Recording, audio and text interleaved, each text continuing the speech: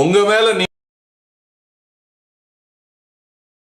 நீ அன்போட காதலன் நான் நான் எழுதும் லெட்டர் மடல் இல்ல கடுதாசி வச்சுக்கலாமா? ஆனா கடிதமே இருக்கட்டும். கண்மணி அன்போடு காதலன் நான் எழுதும் கடிதமே.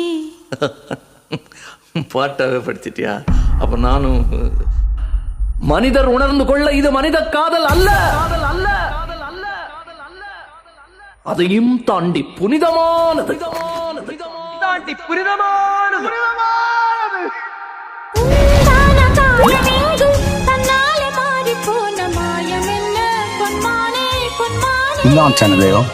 ദൈവമൊക്കെ പറഞ്ഞ